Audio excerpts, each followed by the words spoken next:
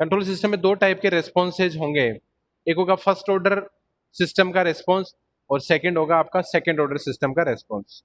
Response कौन सी की बात कर रहा है, ये टाइम रेस्पॉन्स की बात कर रहा है, ठीक है, जिसे अपने कल पढ़ा था। क्योंकि इनिशियली में बताया था कि आपके पास दो टाइप के डोमेन होते हैं, first one is your time domain, second one is your frequency domain.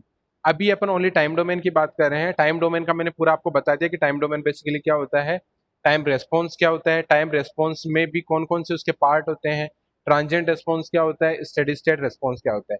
उसके जो आगे का पोर्शन है वो है कि आप रेस्पॉन्स जब स्टडी कर रहे हो तो अलग अलग ऑर्डर्स के जो सिस्टम्स हैं उनकी अपन स्टडी करते हैं। तो आपके जो कंट्रोल सिस्टम है या आपके जो लेवल की कंट्रोल सिस्टम है उसके अंदर अपन दो दो टाइप के ऑर्डर्स हैं या दो टाइप के सिस्टम है, उनकी अपन रेस्पॉन्स की स्टडी करते हैं। First one is your first order system का रेस्पॉन्स कौन सा है, टाइम रेस्पॉन्स। और फिर आगे अपन पढ़ेंगे सेकंड ऑर्डर सिस्टम का रेस्पॉन्स, ठीक है। अब ये जो फर्स्ट ऑर्डर का जो सिस्टम है इसका जो रेस्पॉन्स है वो अपन अलग अलग जो आपके इनपुट है उनके लिए वैल्यू कैलकुलेट करेंगे।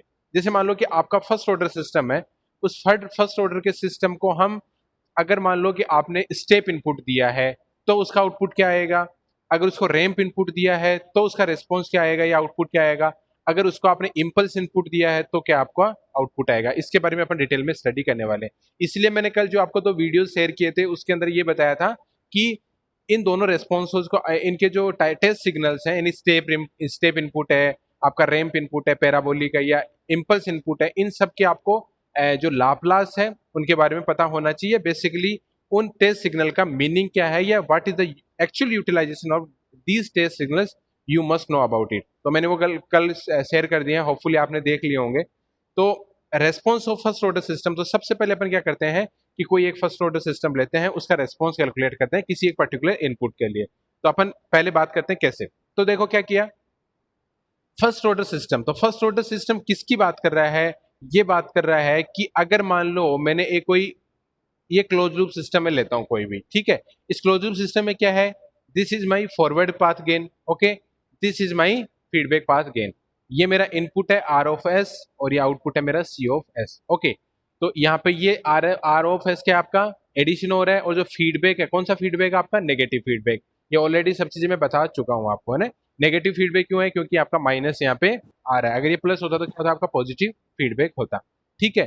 तो ये आपका हो गया, this is your G of S, this is your G of S, and जो नीचे वाला है this is your H of S. ये नेगेटिव फीडबैक है, तो एच ऑफ एस की वैल्यू कितनी है आपकी 1 और जी ऑफ एस की वैल्यू है 1 अपॉन एस ऑफ टी। ये वैल्यू आपको पता है। ये फॉरवर्ड पाथ गेन है आपका, ये फीडबैक पाथ गेन है, ओके। अब आपको पता है कि अगर आपको ओपन लूप ट्रांसफर फंक्शन दे रखा है, ये है ओपन लूप ट्रांसफर फंक्शन, क्योंकि अगर मान लो इसके अंदर इस पर्टिकुलर डायग्राम के अंदर अगर मान लो ये पोर्शन नहीं होता, फॉर एग्जाम्पल यानी फीडबैक नहीं होता, फीडबैक नहीं होता तो ओनली सिस्टम कौन सा होता आपका, ओनली दो ये सिस्टम होता। तो ये सिस्टम कौन सा आपका ओपन लूप सिस्टम है, ओपन लूप सिस्टम है। अगर ओपन लूप सिस्टम है तो इस ओपन लूप सिस्टम का जो ट्रांसफर फंक्शन है, यानी ओपन लूप ट्रांसफर फंक्शन क्या होगा आपका, ओपन लूप ट्रांसफर फंक्शन होगा आपका equal to 1 upon S of T. तो अगर आपको open loop transfer function G of S अगर दे रखा है तो आप क्लोज लूप ट्रांसफर फंक्शन निकाल सकते हो। आपको पता है कि क्लोज लूप ट्रांसफर फंक्शन क्या होता है, सी एल टी एफ क्या होता है आपका, सी एल टी एफ होता है C upon R S equal to G S upon 1 plus minus G S G of S into H of S. ये ऑलरेडी मैं बता चुका हूं आपको, ठीक है। तो जहां पे ये जो प्लस साइन आएगा किसके लिए आएगा, आपका प्लस साइन आएगा नेगेटिव फीडबैक के लिए, और ये जो नेगेटिव साइन है नीचे वाला जो नेगेटिव साइन है, ये नेगेटिव साइन है, ये किसके लिए आएगा आपका पॉजिटिव फीडबैक के लिए। अगर पॉजिटिव फीडबैक है तो प्लस साइन आएगा आपका इस फॉर्मूले के अंदर, नेगेटिव आएगा आपका, नहीं तो पॉजिटिव फीडबैक के केस में आपका नेगेटिव आएगा, ठीक है। ये मैं ऑलरेडी सब चीज आपको बता चुका हूं।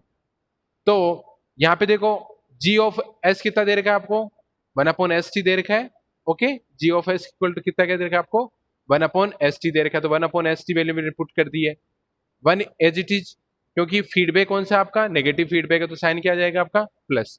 फिर जी ऑफ एस की वैल्यू क्या है अगेन 1 अपॉन एस टी, और एच ऑफ एस की वैल्यू कितनी है आपकी 1, ठीक है।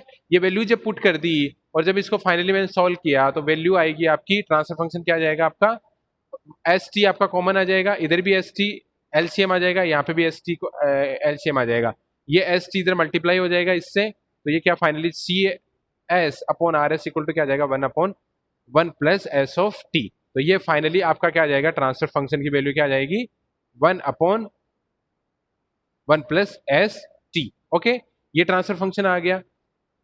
तो अगर मान लो कि ये आपको गिवन सिस्टम है, इस गिवन सिस्टम का अगर आपको फाइनली ट्रांसफर फंक्शन निकालना हो, तो ट्रांसफर फंक्शन निकालने के लिए आपने क्या किया, ये वैल्यू निकाल ली और फाइनली ट्रांसफर फंक्शन आएगा 1/1 प्लस एस टी। अब देखो ये बात कर रहा है फर्स्ट ऑर्डर सिस्टम की, तो देखो ये फर्स्ट ऑर्डर सिस्टम है या नहीं है, yes this is the first order system. किसी भी सिस्टम के ऑर्डर को अगर आपको कैलकुलेट करना है तो आपको क्या करना पड़ेगा कि एस की हाईएस्ट पावर कितनी है, एस की जो हाईएस्ट पावर है वही क्या है उस सिस्टम का ऑर्डर है। तो यहाँ पे देखो एस की हाईएस्ट पावर कितनी है आपकी, S to the power 1, S square की टर्म नहीं है, एस क्यूब की टर्म नहीं है, एस टू द पावर 1 नहीं है। इसका मतलब ये जो सिस्टम है ये कौन सा आपका फर्स्ट ऑर्डर सिस्टम है। अगर सपोज करो एस स्क्वायर होता है यहाँ पे, तो एस स्क्वायर होता है तो क्या होता है, ये सेकंड ऑर्डर सिस्टम आपका होता, ठीक है। तो एस की हाईएस्ट पावर 1 है, तो ये क्या माना जाएगा आपका फर्स्ट ऑर्डर सिस्टम है, ये फर्स्ट ऑर्डर सिस्टम ये अपन ने लिया है, ठीक है। तो आपने फर्स्ट ऑर्डर सिस्टम लिया। अब बात कर रहा है कि response of the first order system, आपको ये तो पता चल गया कि this is the first order system. अब इसको रेस्पॉन्स कैलकुलेट करना है। रेस्पॉन्स कैलकुलेट करने का मतलब क्या है कि you have to find out the value of C of S. Response मैंने बार बार बोल रहा हूं कि एक्साइटेशन होता है आपका इनपुट और रेस्पॉन्स क्या होता है आपका आउटपुट। ये बात कर रहा है response of the first order system. अभी आपको पता चलेगा कि this is the first order system. Now we have to calculate the response. Response calculate करने का मतलब you have to calculate the output. Output calculate करने का मतलब क्या है, सी ऑफ एस कैलकुलेट करना है। लेकिन यहां पे ये बोल रहा है कि you have to calculate the time response. अपन अभी तक टाइम डोमेन के एनालिसिस की बात कर रहे हैं, तो आपको टाइम रेस्पॉन्स कैलकुलेट करना है। पर अगर सी ऑफ एस अगर कैलकुलेट करोगे तो this will be your frequency domain, क्योंकि एस टर्म आ रही है इसके अंदर। अगर यहाँ पे टी होता तो क्या होता आपका टाइम डोमेन रेस्पॉन्स होता, और अगर एस है तो ये कौन सा है, फ्रीक्वेंसी डोमेन रेस्पॉन्स है या एस डोमेन है। तो पहले अपन सी ऑफ एस की वैल्यू निकालते हैं, सी ऑफ एस की वैल्यू निकालते हैं। सी ऑफ एस की वैल्यू अगर निकल गई फिर मैं उसका सी ऑफ टी निकालूंगा, क्योंकि अपने को टाइम रेस्पॉन्स एनालिसिस करना है, टाइम रेस्पॉन्स निकालना है। तो सी ऑफ टी निकालेंगे, वो कैसे निकालेंगे उसके अपन पहले बाद में करेंगे। पहले सी ऑफ एस की वैल्यू निकालते हैं, ठीक है। तो C of S equal to R C S upon R S equal to क्या जाएगा 1/1 प्लस एस टी। ये वैल्यू पता चल गई। अब मेरे को सी ऑफ एस अगर निकालना है तो मैं क्या करूंगा, आर ऑफ एस को इधर मल्टीप्लाई कर दूंगा। ओके, अब मेरे को पता है कि आर ऑफ एस है जो मेरा है इनपुट, ये इनपुट है मेरा। अब इनपुट है वो कोई भी यूजर लगाएगा, यूजर मतलब जो भी वर्किंग कर रहा है। तो आर ऑफ एस की वैल्यू कुछ भी हो सकती है। आर ऑफ एस की वैल्यू आपकी स्टेप भी हो सकती है, आर एस स्टेप भी हो सकती है, स्टेप इनपुट भी हो सकता है, आपका कोई रैंप इनपुट भी हो सकता है, ठीक है, रैंप इनपुट भी हो सकता है, आपका पैराबोलिक इनपुट भी हो सकता है, और आपका इम्पल्स इनपुट भी हो सकता है। सब वैल्यूज के लिए अगर स्टेप इनपुट है, रैंप इनपुट है, पैराबोलिक इनपुट है और इनपुट इम्पल्स इनपुट है, इनमें से कोई भी एट ए टाइम एक हो सकता है। यानी या तो स्टेप हो सकता है, या रैंप हो सकता है, पैराबोलिक हो सकता है, या इम्पल्स हो सकता है। तो एट ए टाइम कोई सा भी एक सिग्नल प्रेजेंट होगा। हर एक सिग्नल के लिए जो सी ऑफ एस की वैल्यू होगी दैट विल बी डिफरेंट। अगर आपने स्टेप इनपुट लगाया है तो जो आर सी ऑफ एस की वैल्यू है स्टेप इनपुट के लिए वो कुछ और आएगी। अगर आपने रैंप इनपुट लगाया तो सी ऑफ एस की वैल्यू कुछ अलग आएगी।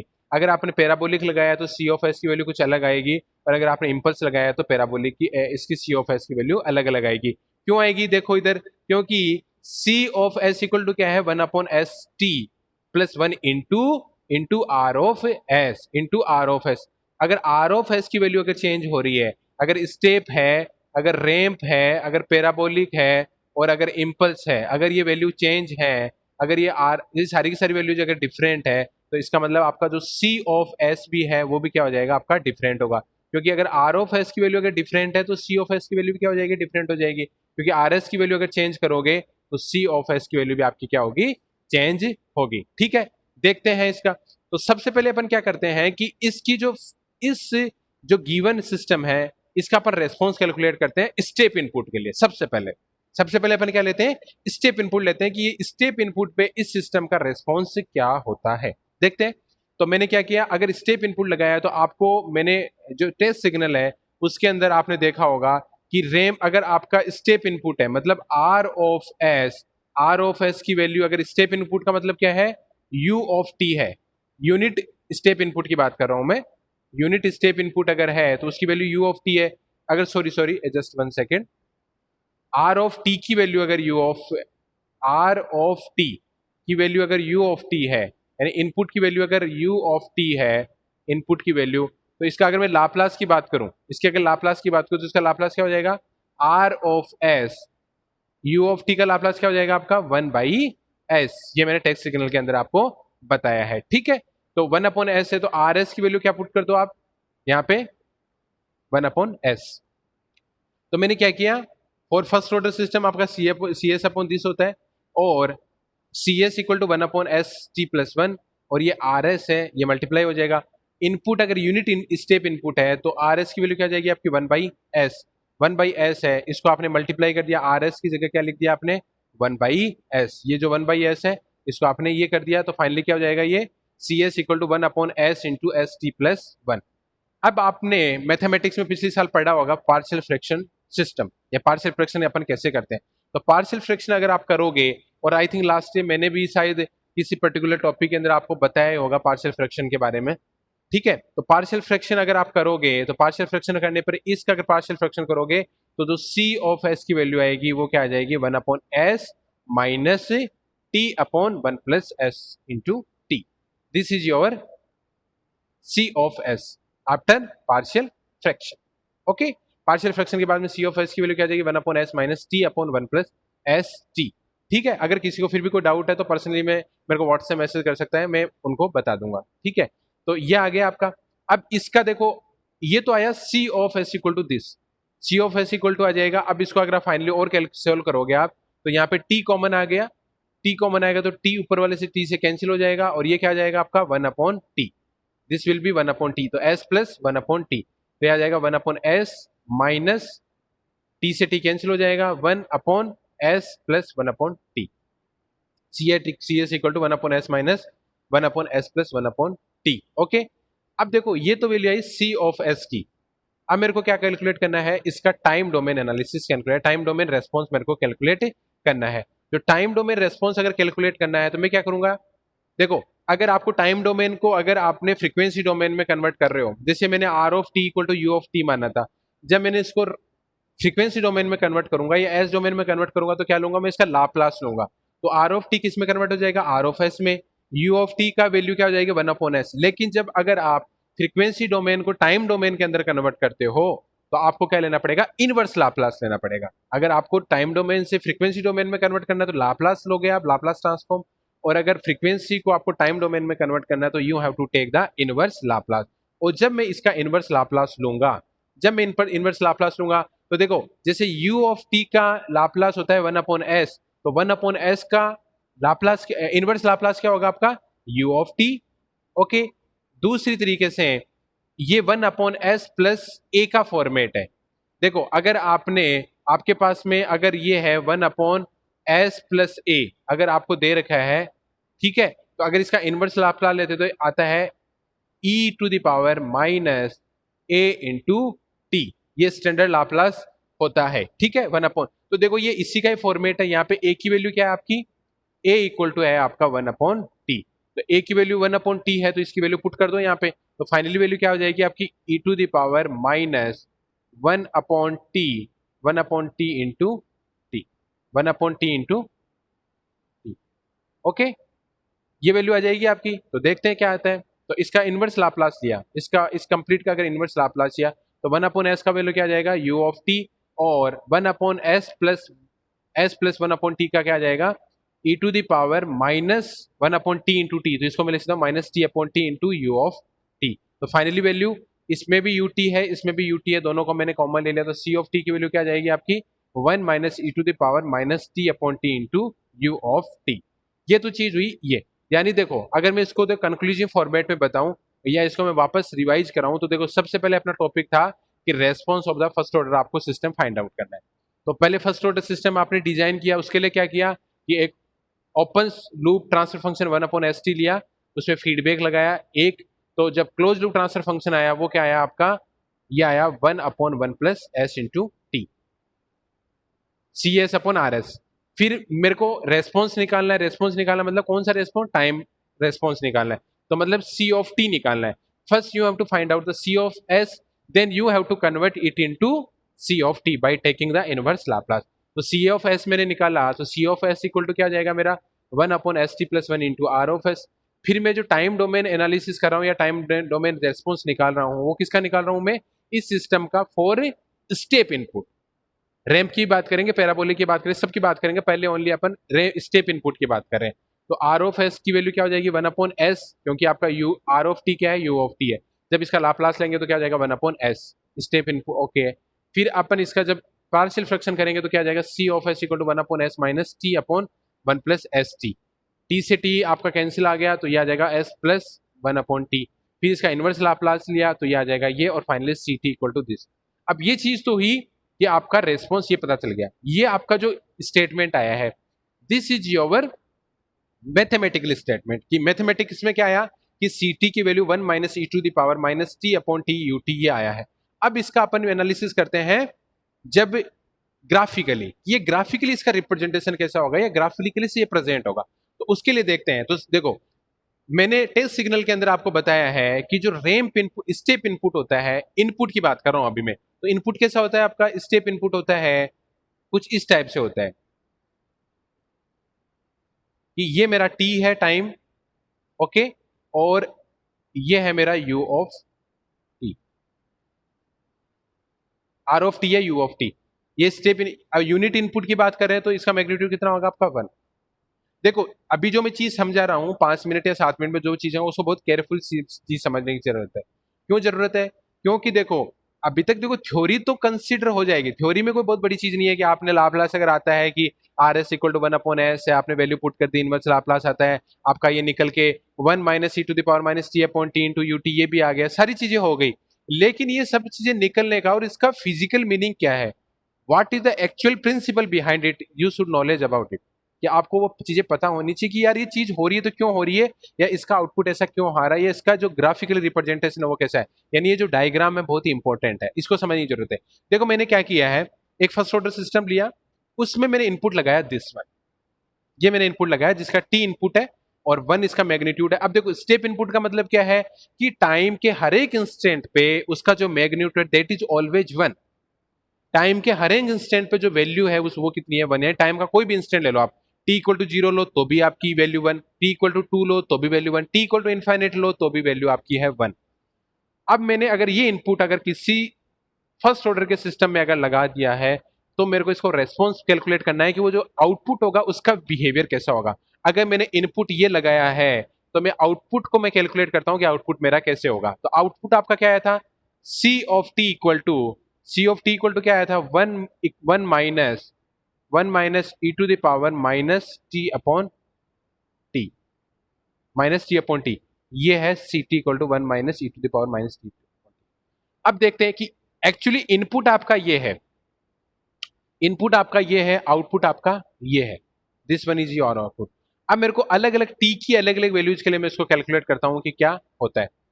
तो अगर मान लो तो मैं टी की अलग अलग वैल्यूज के लिए अगर ले, अगर मान लो कि टाइम आपका टी है, ये जो कैपिटल टी है, इसकी वैल्यू अगर मैं कुछ भी कंसिडर कर लेता हूं, फॉर एग्जांपल अगर मान लो मैंने टी की वैल्यू, ये कैपिटल टी है, इसकी वैल्यू अगर मैं 1 ले लेता हूं, for example capital T is my 1. तो देखो ये कैपिटल टी है, ये कैपिटल टी कहां से आया है 1/S इंटू टी, ये तो ऑलरेडी आपके ट्रांसफर फंक्शन में. एक है स्मॉल टी, ये स्मॉल टी रिप्रेजेंट कर रहा है आपके टाइम को. ओके, तो मैं क्या करता हूं, टी इक्वल टू 0 पे बात करता हूं, सॉरी टी इक्वल टू 0 पे मेरी वैल्यू बात की, टी इक्वल टू 0 पे क्या है, तो टी इक्वल टू 0 पे सी ऑफ 0 की वैल्यू कितनी आएगी, टी की वैल्यू अगर 0 पुट की है तो टी की वैल्यू मैंने 0 पुट कर दी है तो क्या आ जाएगा, this will be 1 minus e⁻ -0 upon 1, e⁻, क्योंकि t की वैल्यू तो मैंने 1 मान ली है, तो e⁻0 कितना होता है आपका 1, तो ये आ गया 1 - 1 दैट इज इक्वल टू 0.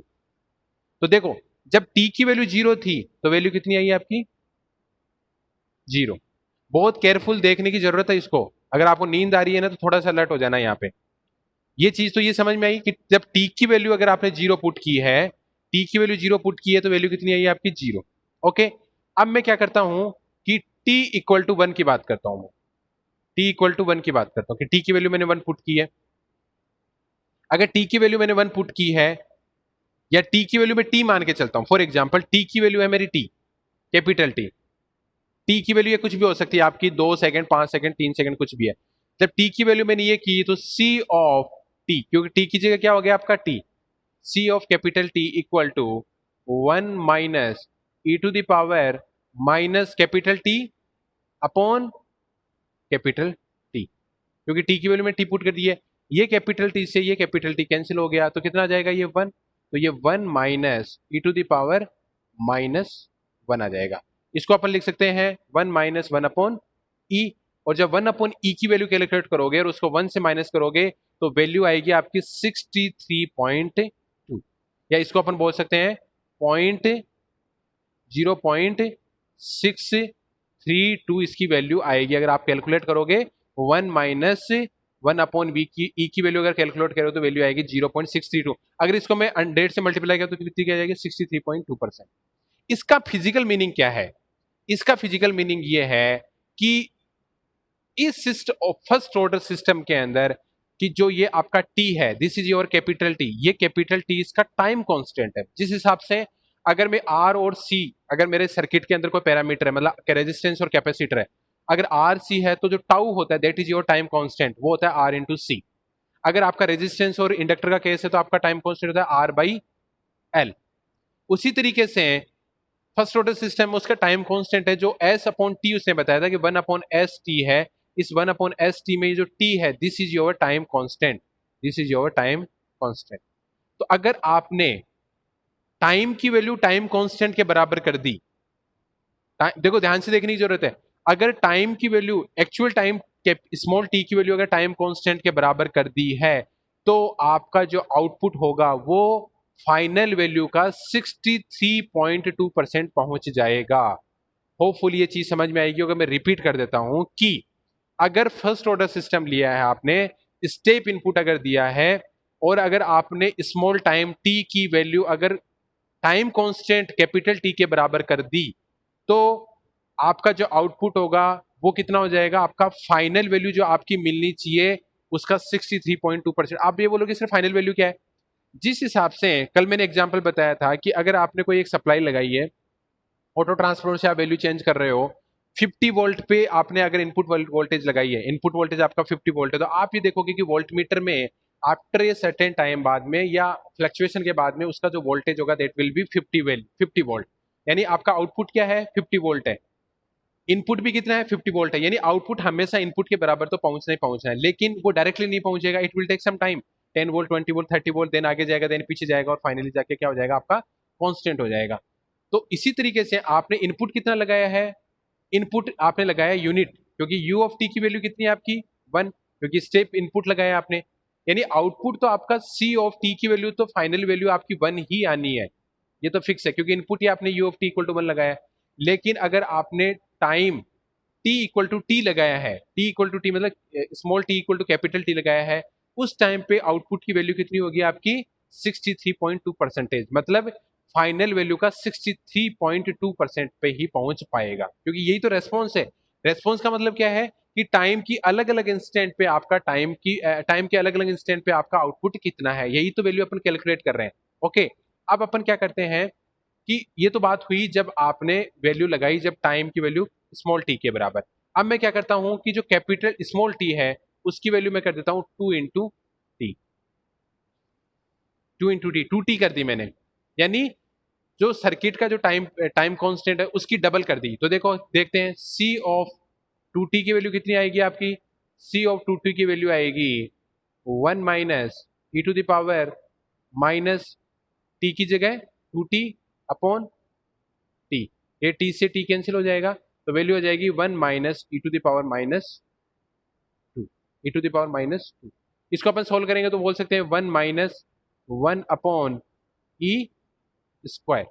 जब इसको सोल्व करेंगे तो वैल्यू आएगी आपकी 86.5, या मैं इसको बोल सकता हूँ परसेंटेज में है, यानी एक्चुअल वैल्यू आएगी इसकी 0.0865, ये वैल्यू आएगी, ये वैल्यू। अब देखो कि जब आपने टाइम इंस्टेंट बढ़ा दिया, मतलब टी से 2t किया, तो अब जो आउटपुट मिलेगा that will be your final का 86.5% मिल जाएगा। देखो वैल्यू बढ़ी है, यहाँ पे तो टाइम ये यहाँ पे आउटपुट ये था, यहाँ पे आउटपुट आपका ये मिला है, ठीक है। अब आपने अगर टी की वैल्यू 3t कर दी तो कितना हो जाएगा आपका final value? Final value calculate करता हूं तो ये हो जाएगा 1 minus E to the power minus 3t upon T. तो 3t को 3 से क्या हो जाएगा, तो 1 minus 1 upon E to the power 3, और 1 minus E to the power 3 की वैल्यू अगर कैलकुलेट करोगे तो दैट विल बी 95%। मतलब जब आपने टाइम ट्रिपल कर दिया है या 3 गुना कर दिया है टाइम कांस्टेंट का, तो आपके जो आउटपुट हो जाएगा वो कितना हो जाएगा, फाइनल आउटपुट का 95% पहुंच जाएगा। उसी तरीके से जब अगर आपने 4t कर दिया तो 1 minus E to the power minus 4t, इसको फाइनल सोल्व करेंगे तो क्या आ जाएगा 1 minus 1 upon E to the power 4। इसकी जब सेल कैलकुलेट करेंगे तो आएगी 98.2%, 98.2%। मतलब फाइनल का कितना आ जाएगा 98.2%। और जब अपन 5 टाइम कांस्टेंट लेंगे तो ये आ जाएगा 1 minus 1 upon E to the power 5, तो वैल्यू आ जाएगी 99.3%। यानी कहने का मतलब ये, कल मैंने एक चीज बताई थी कि अगर आइडियल कंडीशंस हैं उनके अंदर अगर आप टाइम की वैल्यू इन्फिनिटी पे पहुंचाओगे तब उसका ट्रांजिएंट है वो डाई आउट होगा या खत्म होगा या आपकी फाइनल वैल्यू मिल जाएगी। लेकिन अगर प्रैक्टिकल केस है तो प्रैक्टिकल केस में कितना होगा, वो 5 टाइम कांस्टेंट के बराबर। तो वो चीज प्रूव हो रही है, देखो यहाँ पे 5 टाइम कांस्टेंट होने के बाद में, 5 टाइम कांस्टेंट होने के बाद में आपका जो वैल्यू है, 5 टाइम कांस्टेंट होने के बाद में आपकी जो वैल्यू है वो कहाँ पहुंच रही है, आपकी 99.3% पे पहुंच रही है। यानी फाइनल आउटपुट के 99.3% पे पहुंच गई है। यानी अप्रोक्सीमेटली ये बोल सकते हैं कि वैल्यू फाइनल वैल्यू के बराबर ही पहुंच गई है, इसलिए इसको क्या मिल रहा है, 5 टाइम कांस्टेंट मिल रहा है। अब देखो मैं इसका अगर कंक्लूजन फॉर्मेट में बताऊं तो मैं ये बोल सकता हूं कि जब आपने अगर स्टेप इनपुट अगर लगाया है, अगर स्टेप इनपुट अगर आपने लगाया है, तो जो टाइम की अलग अलग वैल्यूज के लिए अगर मैं इसका टाइम रेस्पॉन्स की कैलकुलेशन करूं, टाइम रेस्पॉन्स का मतलब क्या है, उसके ट्रांजिएंट रेस्पॉन्स प्लस में स्टेडी स्टेट की रेस्पॉन्स की बात करूं तो उसका जो कर्व आएगा वो कुछ इस तरीके से आएगा कि अगर आपने टी की वैल्यू 0 पुट की तो वैल्यू आएगी आपकी ये, और अगर टाइम कांस्टेंट की वैल्यू टी के बराबर अगर आपने किया है तो वैल्यू आएगी ये, और अगर डबल कर दिया है तो वैल्यू आएगी ए, 3t किया है तो ये, और 4t आया तो ये। और जब आप 5t करोगे तो 5t करोगे तो अप्रोक्सीमेटली आपकी वैल्यू फाइनल वैल्यू के बराबर पहुंचाएगी। तो this particular portion is called as, यानी इस लाइन के इधर वाला जो पोर्शन है, this is called as your transient response, because it depends upon the time, it depends upon the time, time पे डिपेंड कर रहा है, यहां से पहले की जो चीजें हैं टाइम पे डिपेंड कर रहा है। That's why this particular portion is called as the transient response.